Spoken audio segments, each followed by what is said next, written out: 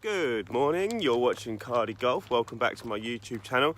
Today I've managed to get out nice and early on to the golf course because I'm doing a little bit of short game practice. And what I wanted to do this morning is introduce you all to a drill called par 18. Now, I'm pretty sure that a lot of you watching this would have already done par 18 or already have been introduced to par 18. That's absolutely fine, but for those that haven't, I'm going to do one this morning and I'm going to explain as I go why I think it's probably the best short game drill in golf.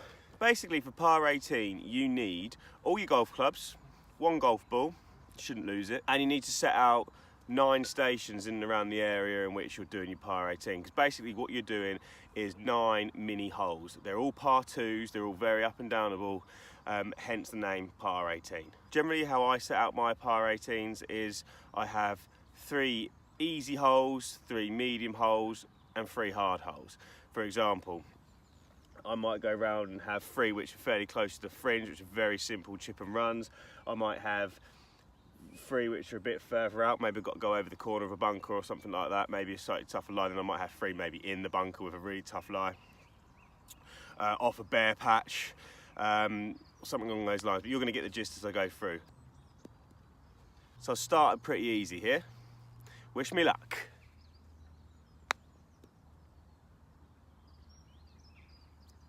Right, so probably I'll give myself about 5 out of 10 for that. First one of the day. I must admit I haven't really had a warm up, but that's okay. I'm going to take this seriously. I'm going to pretend I'm actually on the golf course in tournament. That's the best way. We're trying to simulate how I would feel on the golf course. Again, another reason why I love this drill is it is measurable. So if I do this quite a lot, and the closer I start to get to 18, you know, if I start at 30 or something, is a surefire indication that I'm getting a bit better. Right, okay, so here's my putt.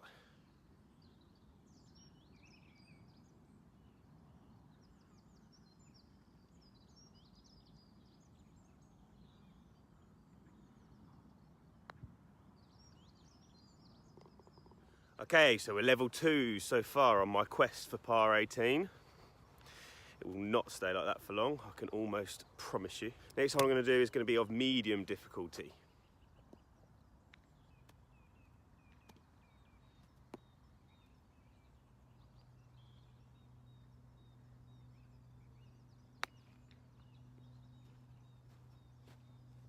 Okay, so that wasn't bad. It's run on slightly. Looks like I've got about 7 feet, maybe similar to the last one. The one massive error I've made this morning is I haven't put my towel out with me.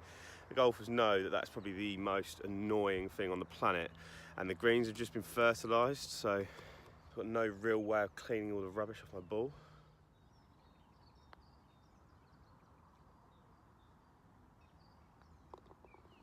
Bit unlucky, I thought that. Oh well.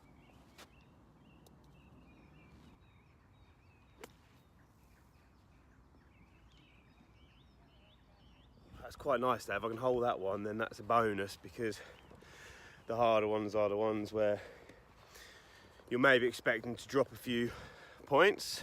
Got to hold it first, mind. Grabbed a very small piece of that lip, but we'll take it. We're back to easy again now.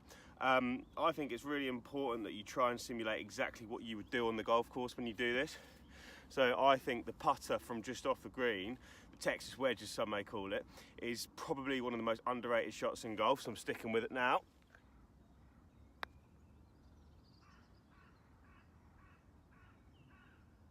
I don't know if you can see that, it's just lipped up, but to be fair, it did lip out at about 40 miles per hour, so maybe I was lucky.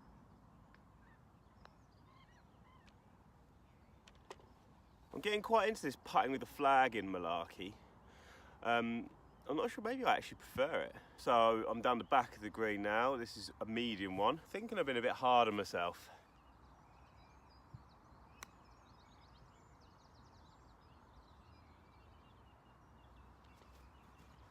Absolutely glad you couldn't see that. Hold on.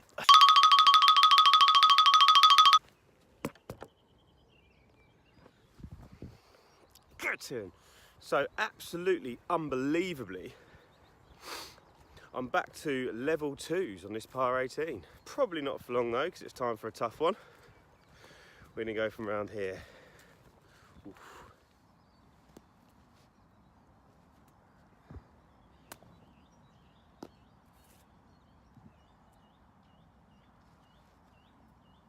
absolutely horrific lie. I'm going for a club change. I'm back with less loft to incorporate less risk. I suppose that's another really good thing about par 18 is that I bothered to do that because I'm scoring, and I'm scoring quite well. Part of me there nearly just hit it with my 52-degree wedge off horrible bare patch with all kinds of debris around it, when actually I didn't need to. So I'm trying to bring out what is a real life situation.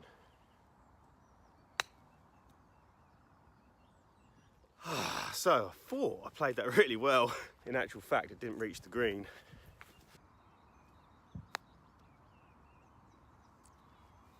Tried to dig it out of that hole there, fairly unsuccessfully again. So we're in a bit of trouble here.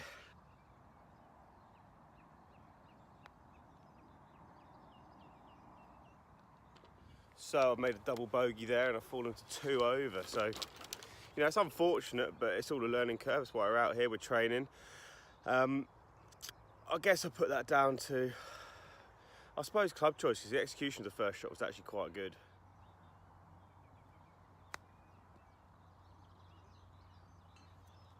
Looks like I'm chasing it a bit now. I've just hit that so far past the hole. Gonna be a nervy finish.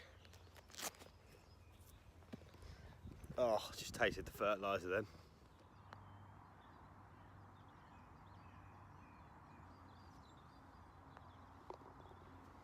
That's a good read, wasn't it? It's not like I didn't have that putt about 4 times already. Idiot. Next one down there.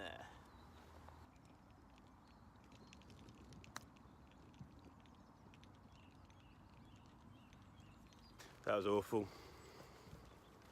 It's all gone wrong.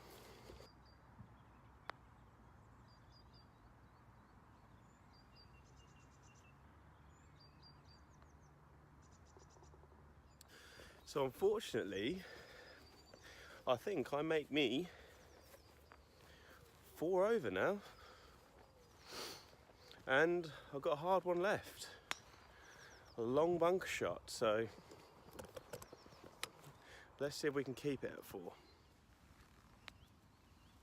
I think I rolled that straight into a deer's footprint.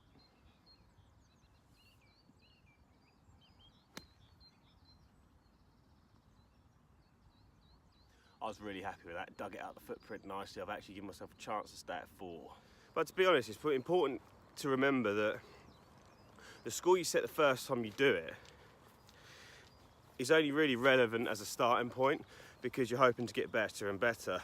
You know, I've had 9 up and downs here. I might miss 9 greens over the course of a round of golf. And if I'm 4 over for the greens I miss now, but I practice this and get to the point where I'm only 2 over for the 9 greens I miss, I'm going to be 2 better off in real life when I play golf, in theory. So that's why it's so important to do it.